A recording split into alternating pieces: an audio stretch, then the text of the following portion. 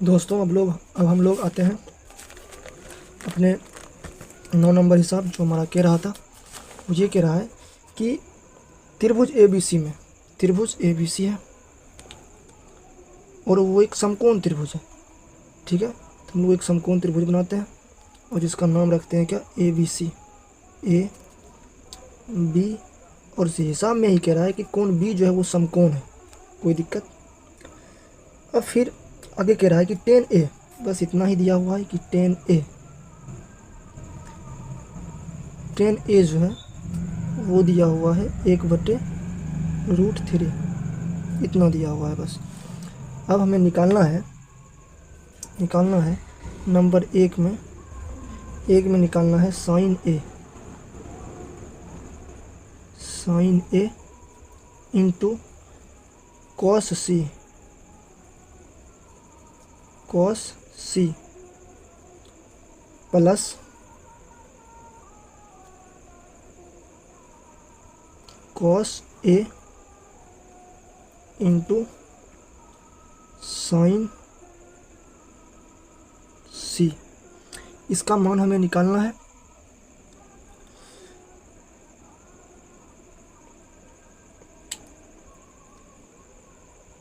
जैसा कि हम लोग पहले बनाते थे, चूँकि दिया हुआ है हमें tan A 1/√3। तो हम लोग यहाँ से, तो आपको पता है कि tan का मान क्या होता है।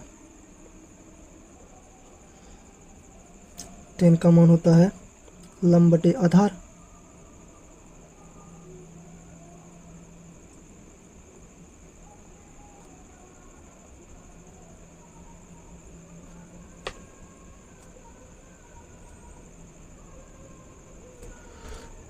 लंब बटे आधार बराबर 1/√3।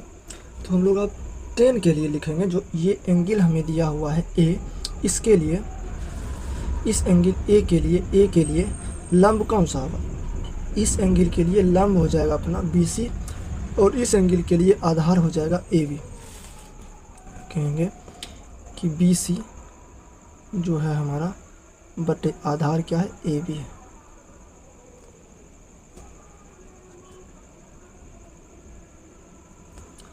अब यहाँ से हम लोग मान लेंगे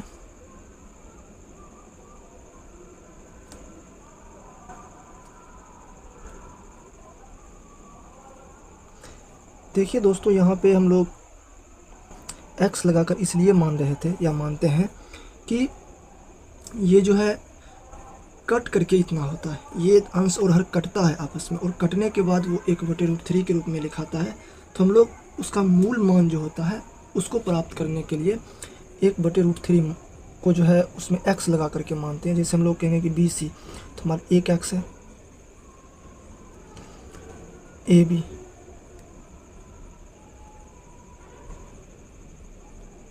√3x है। अब त्रिभुज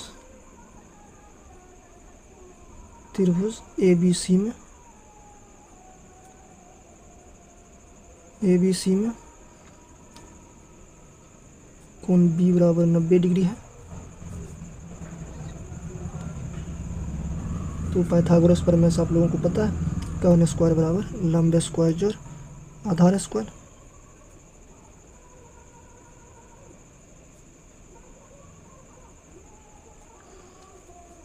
यहाँ से AC जो है हमारा पता नहीं है, AB पता है √3, BC पता है 1x,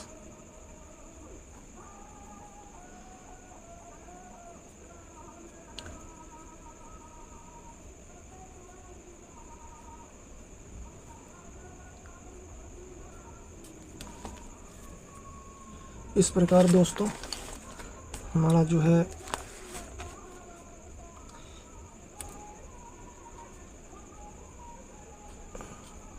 AC जो है वो निकल के आ जाएगा कितना,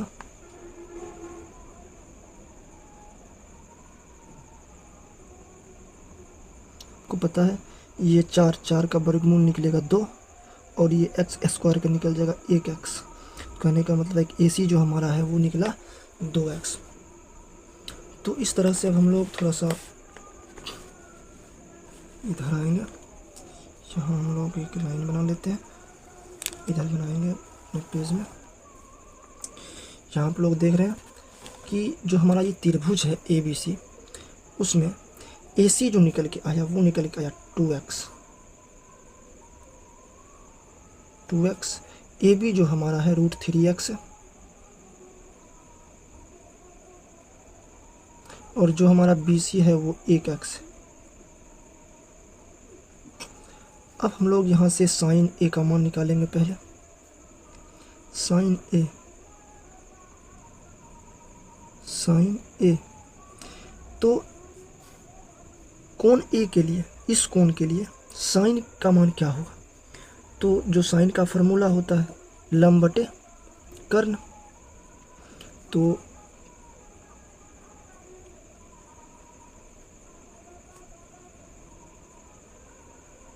लंब बटे कर्ण, तो लंब है हमारा साइन A के लिए लंब है BC, मतलब 1x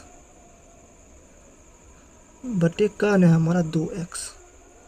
तो यहाँ से ये कट के हमारा साइन A आ जाएगा 1/2। फिर अब हम लोग cos C को निकालते हैं या cos A को निकालते हैं। तो हम लोग cos A को निकाल लेते हैं। पहले cos A के लिए cos का फार्मूला होता है आधार बटे कर्ण। तो हम लोग कहेंगे आधार जो हमारा है वो है कोण A के लिए, कोण A के लिए हमारा जो आधार है वो है AB ना। तो AB हमारा हो जाएगा कितना? AB हो जाएगा √3x और कर्ण है हमारा 2x।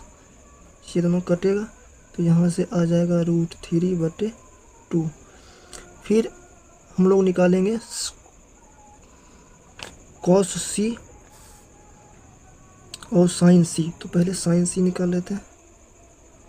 sin C, इस कोण के लिए sin C, ये जो कोण है इसके लिए हमें sin C निकालना है।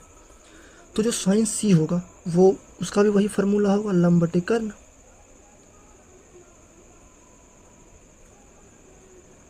लंब बटे कर्ण, तो यहाँ पर जो लंब है, लंब C के लिए लंब है AB हो गया √3x और कर्ण हो गया अपना 2x।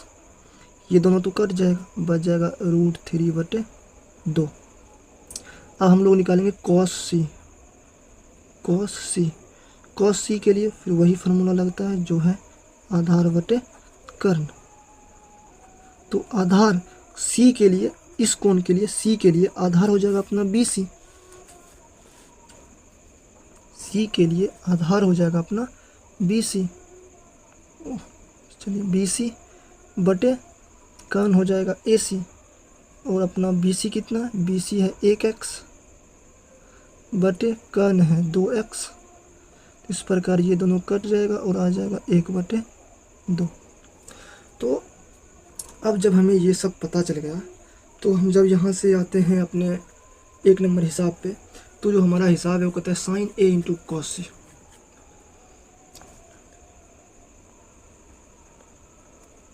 sin A × cos C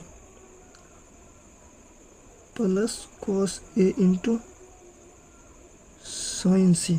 तो sin A मतलब 1/2 गुने cos C का मतलब भी 1/2 प्लस cos A का मतलब √3/2 गुना sin C का मतलब भी √3/2। तो अंत हम लोग कहते हैं 1/4 प्लस √3 गुना √3 3 हो जाएगा बटे 4। तो यहाँ से आ जाएगा 4 और इन दोनों को जब जोड़ करेंगे तो 1 + 3, 4/4 मतलब तो हमारा आंसर कितना आएगा, वो 1 आएगा। आप लोगों को यहाँ तक ठीक ढंग से समझ में आ गया होगा दोस्तों। अब जो हमारा 2 नंबर का हिसाब है, इसी हिसाब में वो क्या कह रहा है, थोड़ा सा उसे अब देख लेते हैं। वो कह रहा है, यहाँ ध्यान से देखिएगा आप लोग, तो कह रहा है कि cos A into cos C minus sin A into sin C। तो जो हमने अभी तक निकाला है cos A cos C sin A sin C, उसका ही मान अगर यहाँ पे हम रख दें तो मान निकल जाएगा। तो हम लोग यहाँ पे मान रख करके निकाल सकते हैं। तो मैं बनाऊँगा इस हिसाब को यहाँ पे 2 नंबर का। तो मैं 2 नंबर यहाँ दे देता हूँ। 2 नंबर में दिया हुआ है कि cos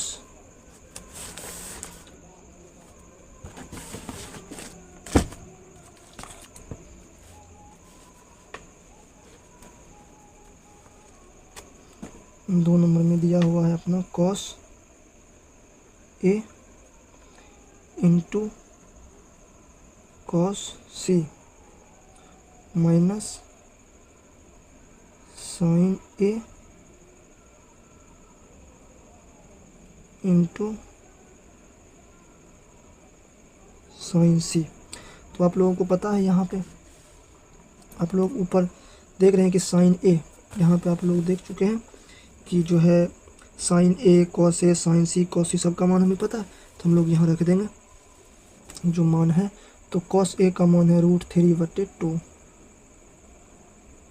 गुने cos C का मान है 1/2 माइनस sin A का मान है 1/2 गुने sin C का मान है √3/2।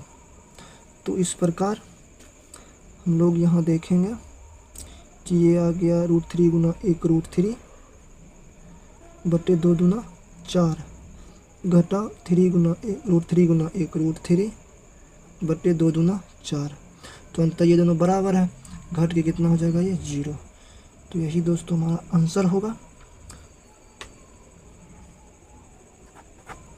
तो यहाँ से हमारा ये 9 नंबर का हिसाब समाप्त हो गया। दोस्तों अब हम लोग अपने अगले हिसाब 10 नंबर की ओर आते हैं। तो जो हमारा हिसाब है वो ये कह रहा है कि त्रिभुज PQR में जिसका कोण Q समकोण है, PR प्लस QR बराबर 25 cm और PQ बराबर 5 cm है, sin P cos P और tan P के मान ज्ञात कीजिए। त्रिभुज PQR में कोण Q समकोण है, PR और QR दो भुजाओं का योग 25 cm है, PQ भुजा 5 cm दिया हुआ है और sin P cos P तथा tan P का मान हमें निकालना है। अब दोस्तों हम लोग अपने हिसाब के आधार पर त्रिभुज एक PQR बनाते हैं।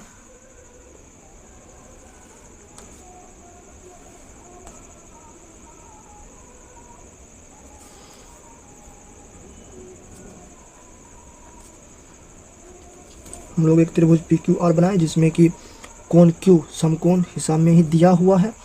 उसके बाद और भी कुछ दिया हुआ है। जो चीज़ हमें दिया हुआ है हम लोग पहले उसे लिख लेते हैं कि हमें दिया क्या है। तो हम लोग यहाँ लिखते हैं दिया है कोण Q बराबर 90 डिग्री,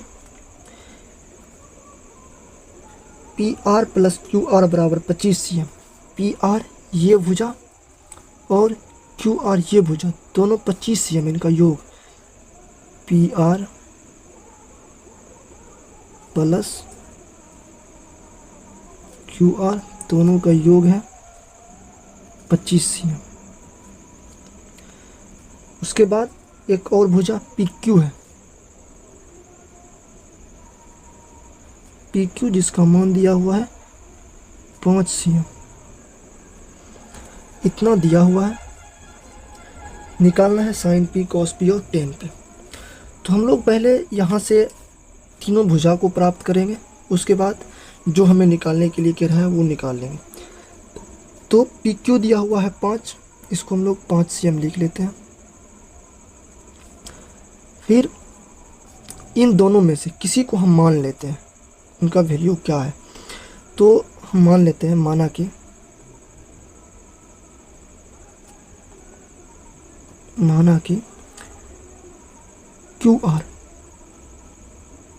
क्यू आर बराबर x सेंटीमीटर।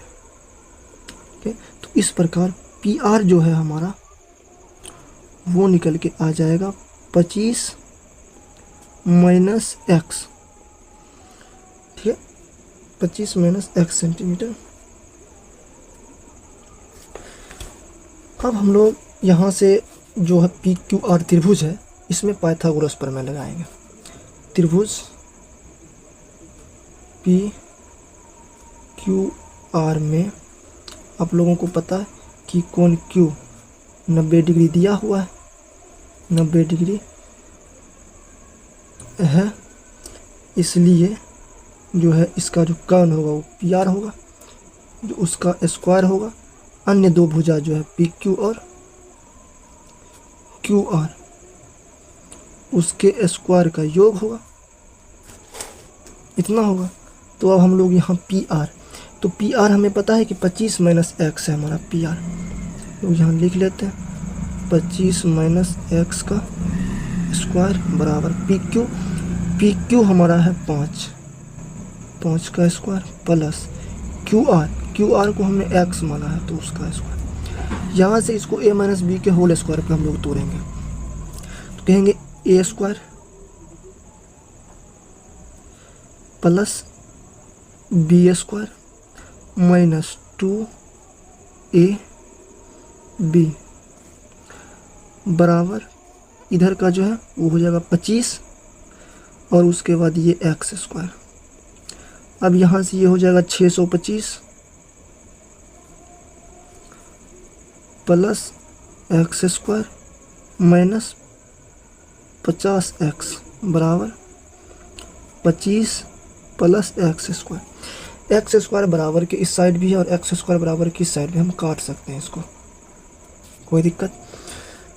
यहाँ से अब माइनस 50 एक्स है और इधर 25 हम 625 को लेकर के आते हैं, माइनस 50 एक्स बराबर 25, ये आ जाएगा इधर माइनस 625।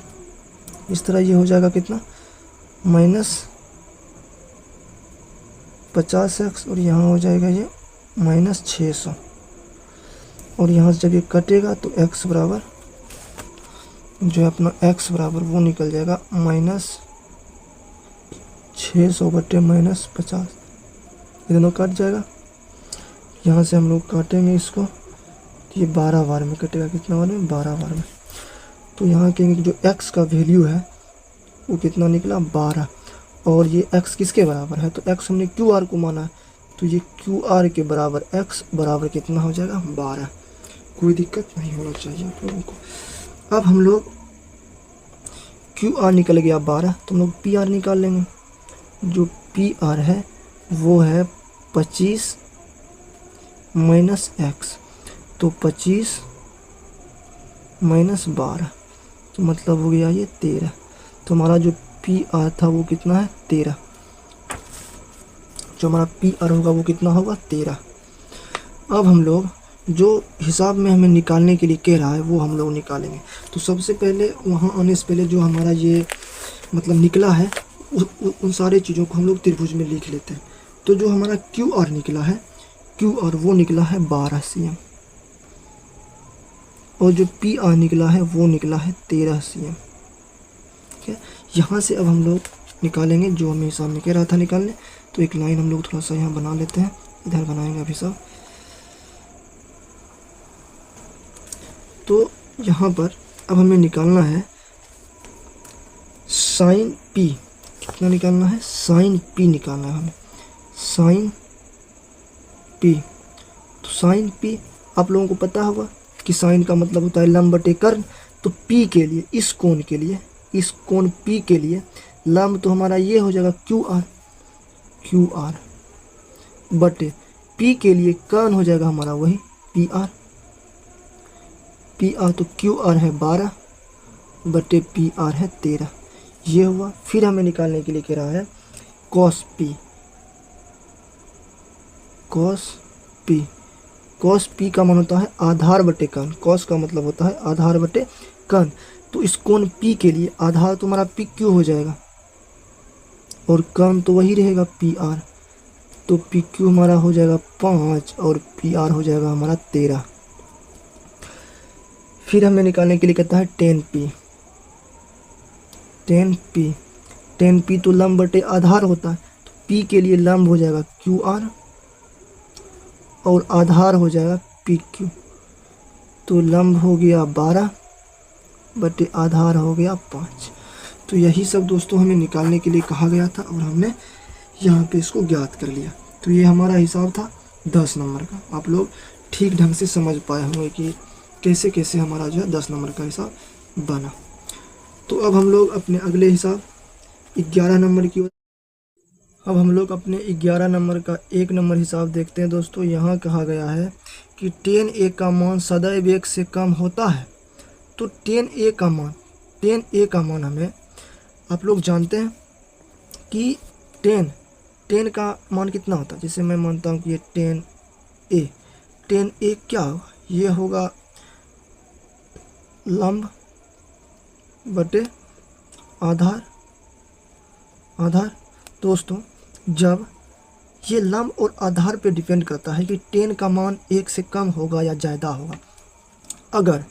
अगर लंब बड़ा है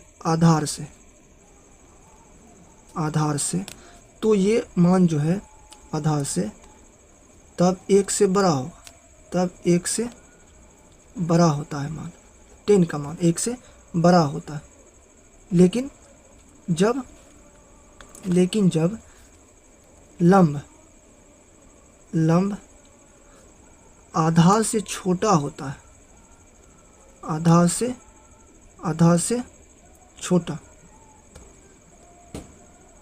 छोटा होता है, तब क्या होता है,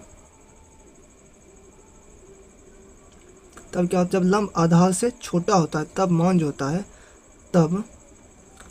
तब जो है अपना मान जो होता है, तब जो मान होता है वो 1 से छोटा होता है। 1 से छोटा होता है, कितना होता है, 1 से छोटा होता है।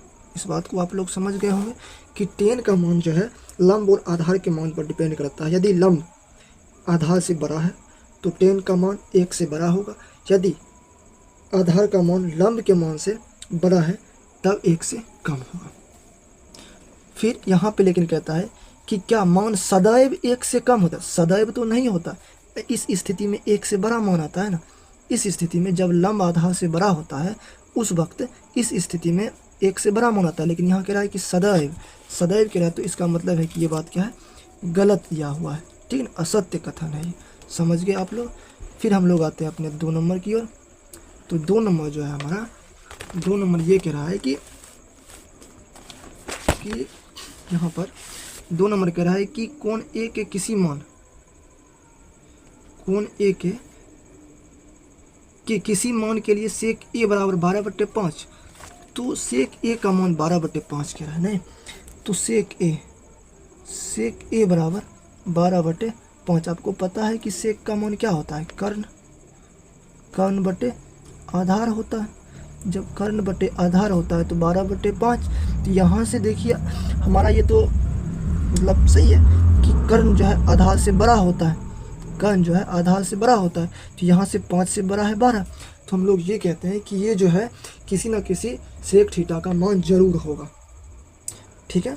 तो यहाँ से अगर यही 5/12 होता तो ये नहीं हो पाता, ठीक है। तो ये मान सत्य है, ये 2 नंबर का जो है ये सत्य है। क्यों? क्योंकि ऊपर का मान नीचे के मान से बड़ा है। फिर अब हम लोग आते हैं अपने नेक्स्ट हिसाब की ओर। ये कहता है कॉस ए कोण ए के कोसेंट के लिए प्रयुक्त एक संक्षिप्त रूप है।